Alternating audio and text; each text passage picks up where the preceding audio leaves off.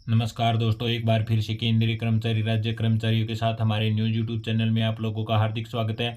तो लाखों कर्मचारियों की पेंशन में होगी 8,500 रुपये की बढ़ोतरी। हाँ दोस्तों, कर्मचारियों के लिए बड़ी खुशखबरी निकलकर सामने आई है। दरअसल लाखों कर्मचारियों की पेंशन में 8,500 रुपये की बढ़ोतरी होने वाली है। आइए जानते हैं कि पेंशन से जुड़ी लेटेस्ट अपडेट क्या निकलकर सामने आई है। देश के निजी क्षेत्र में काम करने वाले लाखों कर्मचारियों के लिए एक खुशखबरी है। सुप्रीम कोर्ट के फैसले से उनकी पेंशन में कम से कम 8,500 यानी कि 8500 रुपये तक की बढ़ोतरी हो सकती है। कर्मचारी भविष्य निधि संगठन ने प्राइवेट सेक्टर में काम करने वाले लाखों कर्मचारियों के मूल वेतन पर 15,000 रुपये का कैंप लगा रखा है और इसी के आधार पर पेंशन की गणना की जाती है। लेकिन दोस्तों, सुप्रीम कोर्ट के फैसले के बाद यह कैंप हट जाएगा और पेंशन की गणना 15,000 रुपये की बजाय 20,000 रुपये हो जाएगी। अगर ऐसा होता तो कर्मचारी की मासिक पेंशन में कम से कम 8500 रुपये की बढ़ोतरी हो सकती है। ईपीएफओ ने 15,000 पर लगा रखा है कैंप। तो दोस्तों, अगर किसी कर्मचारी की सैलरी 15,000 रुपये से अधिक है तो भी सैलरी पर पीएफ 15,000 रुपये पर ही कैलकुलेट होगा। यानी अगर किसी कर्मचारी का मूल वेतन 50,000 रुपये और वह 50,000 पर ही अपनी पेंशन कैलकुलेट करना चाहता तो वह ऐसा नहीं कर सकता।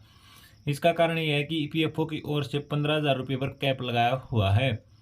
वेतन सीमा खत्म करने पर बढ़ेगी पेंशन। हाँ दोस्तों, हालांकि इस मामले को लेकर सुप्रीम कोर्ट में सुनवाई चल रही है।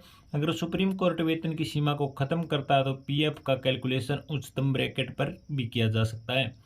यानी मूल वेतन 15,000 रुपये से अधिक होने पर पीएफ का पैसा उच्चतम स्तर पर काटा जाएगा और सुप्रीम कोर्ट के फैसले से कर्मचारी को कई गुना ज़्यादा पेंशन मिलेगी।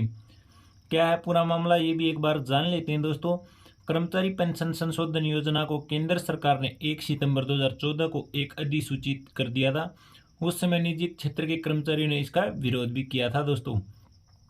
इस पर ईपीएफओ ने सुप्रीम कोर्ट में एक एसएलपी दाखिल की है। सुप्रीम कोर्ट ने सुनवाई करने का फैसला किया। 1 अप्रैल 2019 को ईपीएफओ की एसएलपी पर सुनवाई करते हुए कहा कि जो कर्मचारी अपने वास्तविक वेतन के आधार पर योगदान दे रहे हैं वे अपनी कंपनी के साथ संयुक्त ऑप्शन के रूप में जमा कर रहे हैं।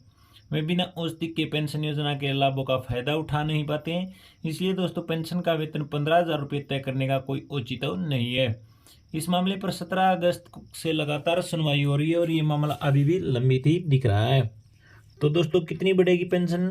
अगर किसी कर्मचारी की सैलरी 20,000 रुपये है तो पेंशन के फार्मूले के मुताबिक पेंशन 7500 की जगह 8571 रुपये हो जाएगी। ईपीएस गणना का फार्मूला दोस्तों ये होता है मंथली सैलरी गुना में ईपीएफ कंट्रीब्यूशन से चेक कर सकते हैं। यानी पेंशन में सीधे 300% का बढ़ोतरी हो जाएगी। आज की वीडियो में इतना ही। जय हिंद, जय भारत।